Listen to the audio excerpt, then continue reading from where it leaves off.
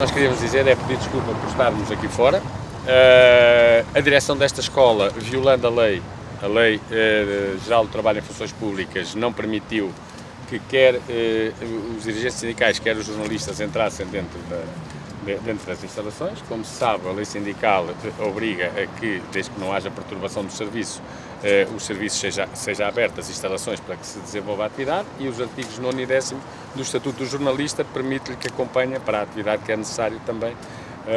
a atividade dentro das instalações, desde que não filmem menores e não ponham em causa o normal funcionamento, o que significa que entre hoje e amanhã seguirá para a Procuradoria-Geral da República uma queixa contra o diretor deste agrupamento. Passado isto, que é o que menos importa e o que importa é de facto o que aqui nos traz, nós queríamos dizer que a questão principal é que entrou em vigor em 2018-19 um decreto-lei que cria alegadamente um regime de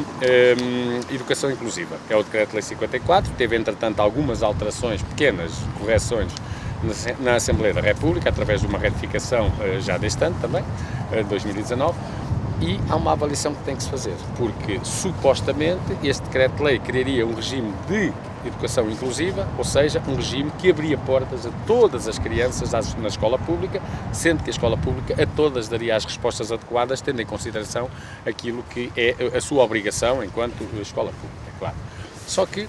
aquilo como todos sabemos, são muitos os problemas. Por exemplo, nesta escola onde nós estamos, dia 20 de novembro, mais de 2 meses depois das aulas começarem, hoje, pela primeira vez, há 2 crianças que vão poder vir à escola, crianças com deficiência, que não só deveriam ter sido acolhidas ao mesmo tempo que os outros, mas que deveriam ter um apoio reforçado para poderem acompanhar os outros. O que é que acontece? Estas crianças vão 2 meses depois começar aqui as aulas. Também aqui em Évora, no agrupamento Ferreira Patrício, Manuel Ferreira Patrício, temos um problema de uma criança que tem aulas, ou pelo menos atividade letiva, de forma intermitente, ou seja, temos lá 2 auxiliares, sempre que uma não pode ir, e porque ela não é a única criança que está no Centro de Apoio à Aprendizagem, ela fica em casa e, portanto, vai à escola de vez em quando, ou pelo menos quando há a resposta adequada.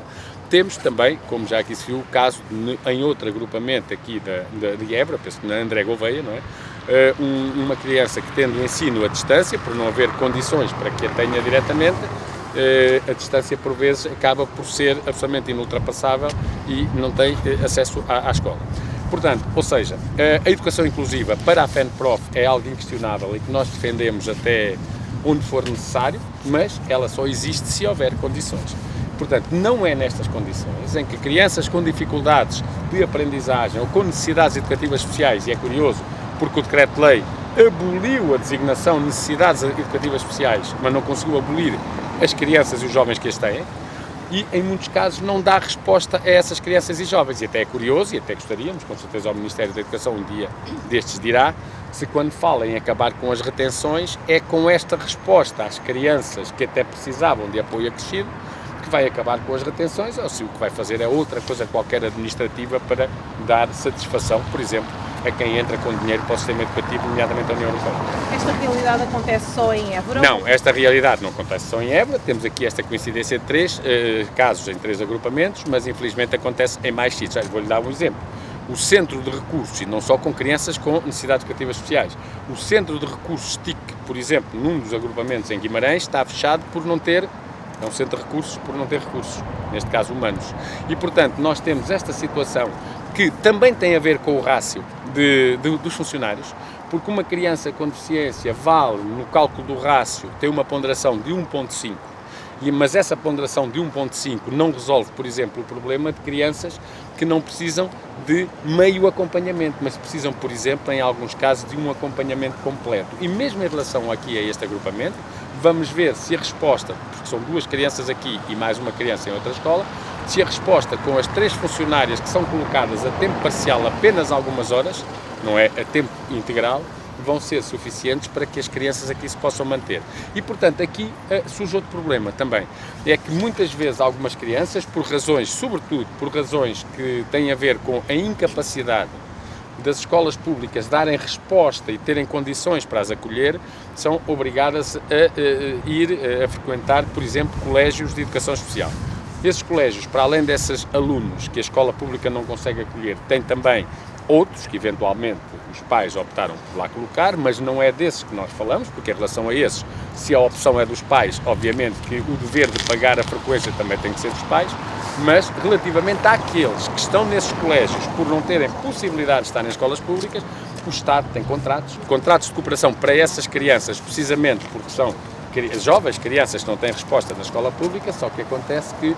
aliás, um dos canais de televisão ontem passava a notícia, desde que as aulas começaram não houve a transferência de 1 cêntimo e, ao que se sabe, só a semana passada é que o Estado terá enviado para o Tribunal de Contas o pedido de fiscalização e para ver se pode fazer o pagamento. O que é que isto quer dizer? Que os docentes desses colégios estão há 2 meses sem receber salário, embora a trabalhar. Esta é uma situação absolutamente insustentável e que, portanto, a FENPROF está aqui depois para explicar um pouco melhor a situação, uma colega, precisamente de um desses colégios, irá avançar para a greve com esses professores, uma greve que já foi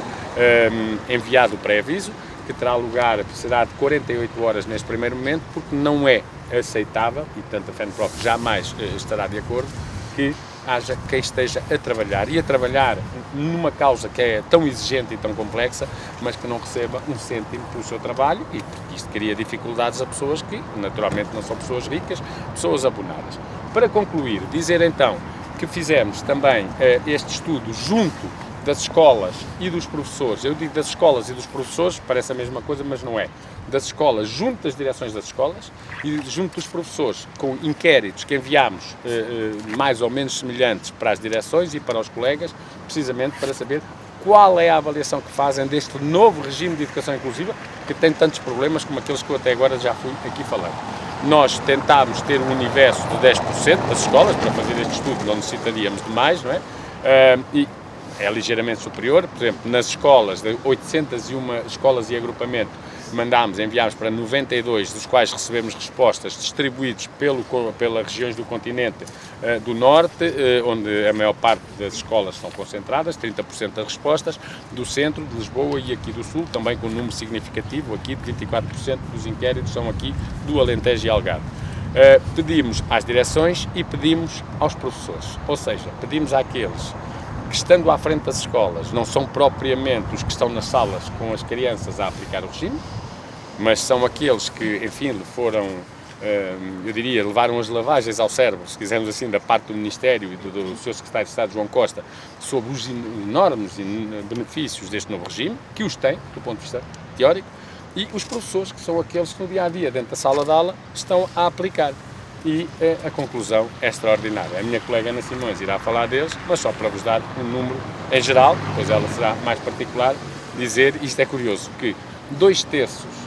das direções de escolas avaliam positivamente a aplicação do regime e 2/3 dos professores individualmente considerados, temos 1.192 respostas, ou seja, 10,8% dos professores,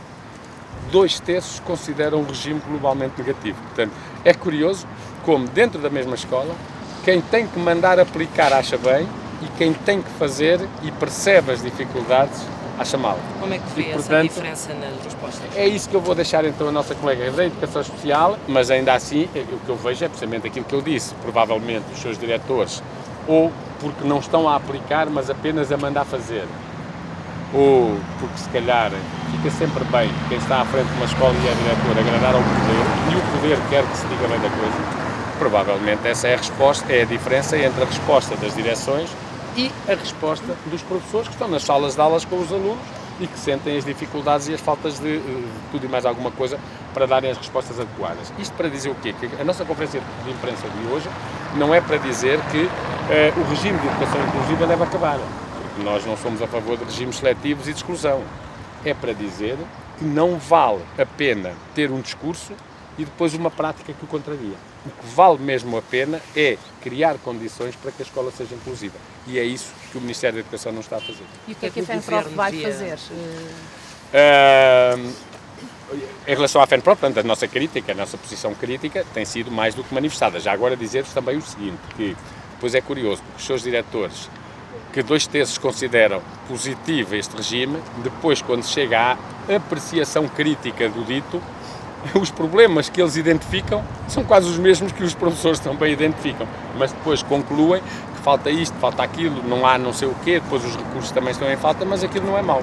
é uma coisa curiosa. Depois de chamar a atenção, o que nós queremos, o que a FENPROF quer, e é precisamente nesse sentido que já por várias vezes contactámos o Ministério, a primeira coisa que queríamos era que o regime de educação inclusiva tivesse sido um regime que tivesse sido aplicado neste primeiro ano a título experimental. Não era que não se aplicasse, era que fosse a título experimental, que as escolas não fossem empurradas para ele se sentissem que não tinham condições, porque isso é que é a autonomia. Deixar que as escolas escolhessem os seus tempos.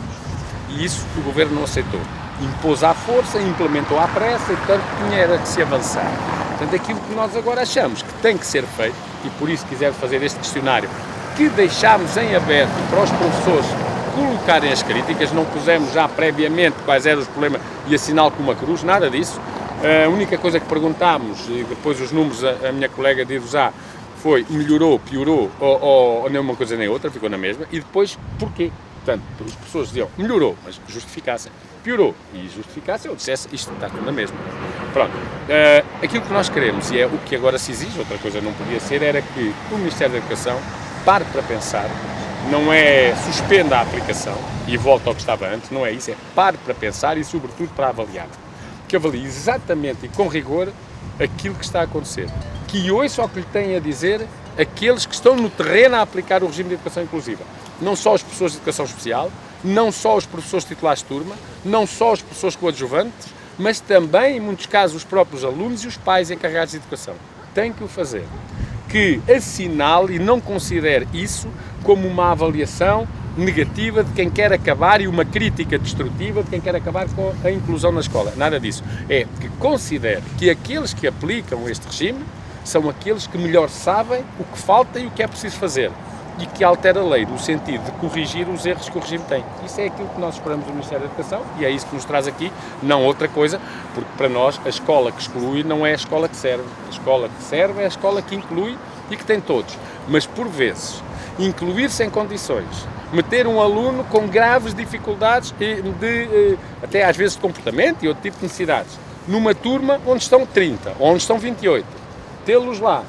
não ter apoio, o professor da turma não saber o que fazer, leva a desabafos, que nós também colocámos alguns aí, do género, se é para isto, mais vale cá não estarem. E é isto que nós não queremos que aconteça. É que vale mesmo que lá estejam. Agora há que haver condições para que lá possam estar, sob pena de a própria inclusão ser posta em causa por aqueles que são os primeiros promotores da mesma. Portanto, este regime de inclusão que o Governo quis implementar também falha muito pela falta de funcionários para acompanhar na prática aquilo que havia na teoria. Pela falta de funcionários, no caso auxiliares e de acompanhamento, e por vezes não é só pela falta em número, é pela própria